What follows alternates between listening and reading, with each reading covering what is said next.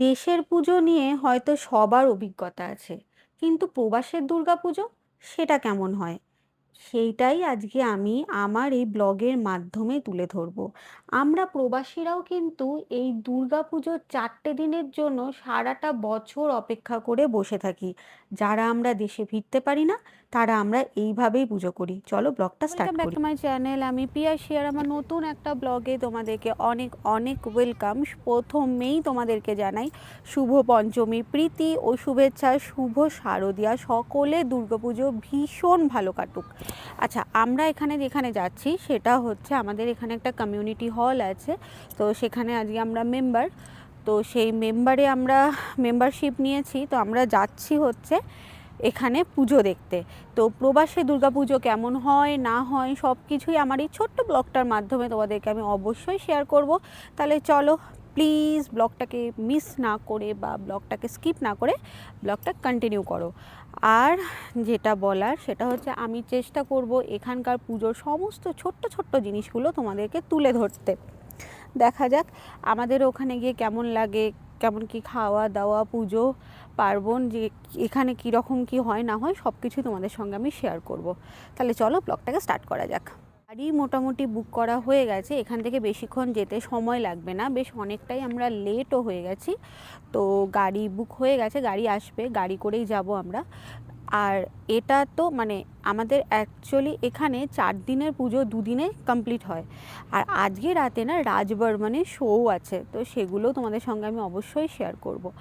আর একটা জিনিস সেটা হচ্ছে সেটা হচ্ছে শুধু এখান নয়, এখানে তোমার তিথি নক্ষত্র মেনে সাবেকিভাবেও দুর্গাপুজো এখানে অনেক জায়গায় হয়, সেগুলোও আমি আমার ব্লগের মাধ্যমে তুলে ধরবো। আজ থেকে শুরু হচ্ছে আমার ব্লগে দুর্গাপুজোর ব্লগ। তোমাদের সাথে কথা বলতে বলতে দেখো আমাদের গাড়িটাও কিন্তু চলে এসেছে। এবারে গাড়িতে চেপে এই শরতের আকাশকে সঙ্গে করে নিয়ে দুর্গাপুজোতে যাওয়া যাক। একটা জিনিস লক্ষ্য করলে দেখতে পাবে এখানে কত বাঙালি মানুষ। এই ক্যানাডাতে এই সময়টাতেই বোঝা যায় যে ক্যানাডাতে কত বাঙালি মানুষ থাকে। সবাই এই দিনে একসঙ্গে এসে আনন্দে মেতে ওঠে। চলো এবারে পুজোর সমস্ত কিছু তোমাদের সঙ্গে শেয়ার করি।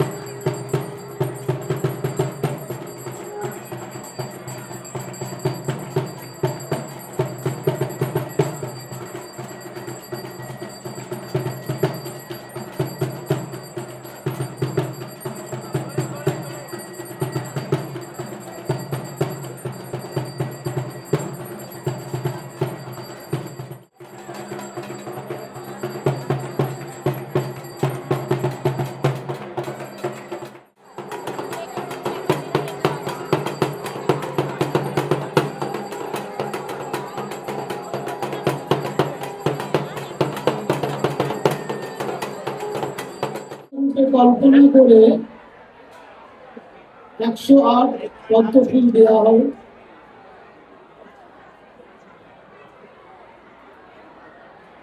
এই সময় শ্রী রামচন্দ্র এই অকাল বোধন পুজো করেছিলেন শরৎকালে। আমরা যে এই শরৎকালে পুজো করছি, আগে কিন্তু এটাই বাসন্তী পুজো বা বাসন্তীকালে দুর্গা পুজো হতো। পুজো করে অষ্টমীর দিন রাম 108 পদ্মফুল দিয়ে মাকে পুজো করেছিলেন। এই 108 ফুল দেওয়ার সময় একটা ফুল কম পড়ে, একটা ফুল খুঁজে পাওয়া যায়নি। তখন রামচন্দ্র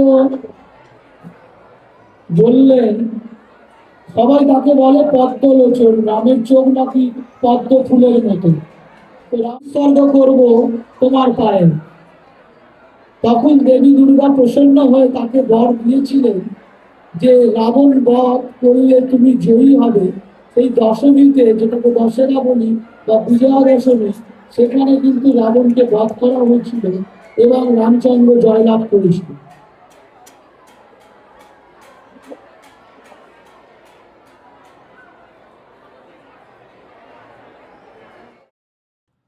দেশ থেকে বহু দূরে বসে থাকা এই সব বাঙালিরা আমরা কিন্তু দুর্গাপুজোকে বেশ মিস করি। কারণ বাঙালিদের মূল উৎসবই হচ্ছে দুর্গাপুজো। কিন্তু বিদেশে বসে থেকেও সমস্ত রীতিনীতিকে মেনে মাকে বরণ করে মায়ের সমস্ত পুজোর নিয়ম মেনেও কিন্তু এখানে খুব সুন্দর করে দুর্গাপুজো হয়। আর এটা আমরা বাঙালিরাই কিন্তু করে দেখিয়েছি। বাঙালিরা তাদের ঐতিহ্য সংস্কৃতিকে কখনোই বিদেশে এসে মুছে ফেলতে দেয়নি। আর তারই প্রমাণ হচ্ছে এই এত সুন্দরভাবে দুর্গাপুজো আয়োজন করা। এখানে শুধু দুর্গাপুজো আয়োজন হয়নি, এছাড়াও এখানে বিভিন্ন ধরনের কালচারাল অনুষ্ঠান হয়েছে, যেগুলো সমস্ত কিছু আমি আমার এই ব্লগের মাধ্যমে তোমাদেরকে তুলে ধরবো। তবে বিদেশে বসে এরকমভাবে সুন্দরভাবে দুর্গাপুজো উপভোগ করা এটাও কিন্তু কম বড় পাওনা নয়। আর এবারে চলো ধীরে ধীরে আরও কিছু পুজোর অনেক নিয়ম কানুন তোমাদেরকে তুলে ধরি। আর তার আগে একটা কথা তোমরা আমাদেরকে বলো, সেটা হচ্ছে আমাদের এখানে মায়ের মূর্তি তোমাদের কেমন লাগলো, অবশ্যই কিন্তু কমেন্টে জানিও।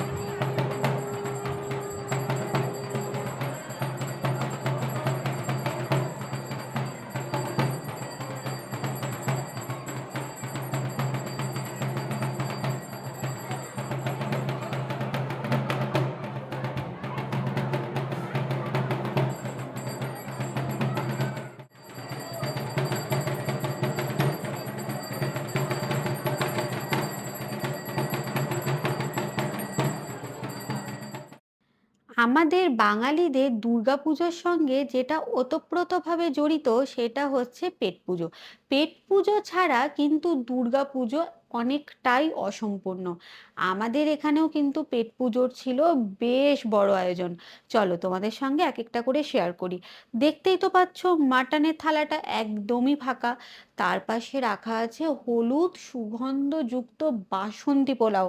আর তার পাশে রাখা আছে সর্ষে পোস্ত দিয়ে ইলিশ মাছ। এদিকে আবার দেখো রাখা আছে গোল গোল বড় বড় ফুচকা, তার সাথে আলু মাখা। আর এই হাঁড়িতে রাখা আছে গন্ধরাজ লেবু দিয়ে টক ঝাল। ফুচকা হলে তো শুধু হবে না, দেখো এদিকে কলকাতা স্টাইল বিরিয়ানিও কিন্তু ছিল। আর এপাশে ছিল প্যান ফ্রাইড ভেজ মোমো। এদিকে ছিল চিকেন পাকোড়া, এদিকে ছিল চিকেন সামোসা, প্রচুর প্রচুর অপশান ছিল। আর এদিকে দেখো কলকাতা ক্লাব বলে, দ্য কলকাতা ক্লাব বলে এখানে একটা কিচেনও ছিল, যারা অনেক ধরনের অনেক রান্না করেছিল। আর এখানে দেখো এখানে ডিমের চপ থেকে vegetable chop, fish role, fish fry থেকে শুরু করে চিকেন কাটলেট থেকে শুরু করে এঁচোড়ের তরকারি, ছোলার ডাল, আলুর দম, মটরশুঁটি কচুরি, খাজা গজা, এগ চিকেন রোল, কি বলবো আর কি বলবো না। আমার তো মনে হচ্ছিল আমি একদম আমার নিজের দেশেই বসে পুজো এনজয় করছি। কিন্তু এত কিছুর মাঝখানে যেটা আমার ভীষণ পরিমাণে মন কেড়েছে সেটা হচ্ছে এখানকার ফুচকা। তো আমি ঝটপট এক প্লেট ফুচকা লোভনীয় অর্ডার করে জিনিস নিয়েছিলাম। যেটা আমরা এখন নেব সেটা হচ্ছে ফুচকা। এখানে এসে আমরা ফুচকা একটু অর্ডার করে নিয়েছি। এখানে তো দেখালাম এতক্ষণ ধরে প্রচুর খাবার দাবারের দোকান বসেছে। তো ফুচকাটা দেখে আমার ভীষণ লোভ লাগলো, তো একটু ফুচকা অর্ডার করলাম আমরা। এবার খেয়ে দেখা যাক সেটা কেমন হয়। চলো ফুচকা খাওয়া যাক। আর পুজোর সময় কিন্তু ফুচকা না হলে হয় বলো? তাহলে চলো এবার একটু ফুচকা খাওয়া যাক।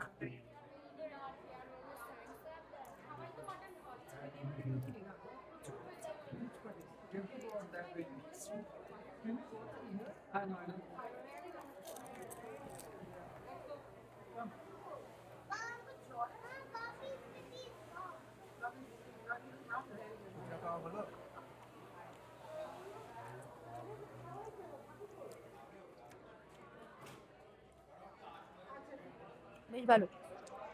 পুজোতে একটু ফুচকা না খেলে ভালো লাগে না। পার্সিয়ালি সাকসেস হলো নাকি? ফুচকা দিয়ে পুজো। শুধু কি খাওয়া দাওয়া তা কিন্তু নয়, এখানে কিন্তু বাঙালি পোশাক আশাকেরও মেলা বসেছে। দেখো কি সুন্দর সুন্দর শাড়ি পাঞ্জাবি এখানে সাজানো আছে। আমরা বাঙালিরা যদি দুর্গাপুজোয় শাড়ি না পরে একটু সুন্দরভাবে না সাজি, তাহলে হয়তো পুজোটা একটু ইনকমপ্লিট থেকে যায়। এদিকে দেখো কি সুন্দর সাজা গোজা জিনিসপত্রও কিন্তু রাখা আছে। আমরা যারা দেশে যেতে পারি না তারা এখান থেকে কেনাকাটি করেই কিন্তু দুর্গাপুজো সেলিব্রেট করি। আর এখানে কিন্তু ব্লাউজ পিসের সঙ্গে ব্লাউজও বানানো থাকে। এটা দেখে আমি বেশ অবাক হয়েছিলাম। আর শাড়ির মধ্যে পাড়ও লাগানো থাকে।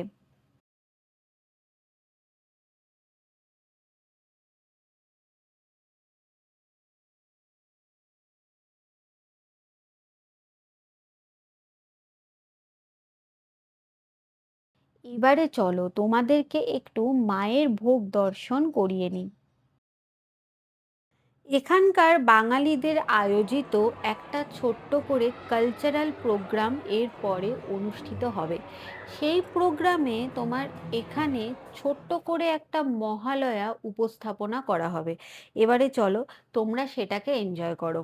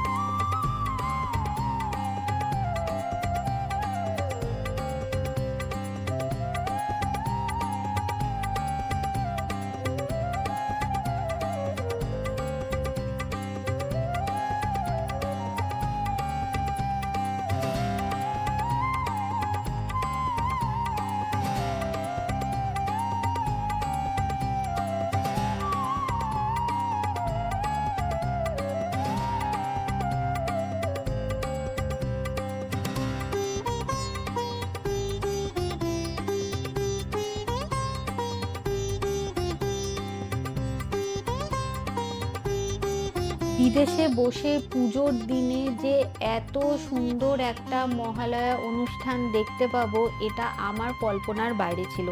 যাই হোক, ভীষণ ভালো লাগলো এই প্রোগ্রামটা দেখে। এরপরে রাজবর্মনে অনুষ্ঠান হবে, আর সেগুলো তোমাদের সঙ্গে শেয়ার করবো।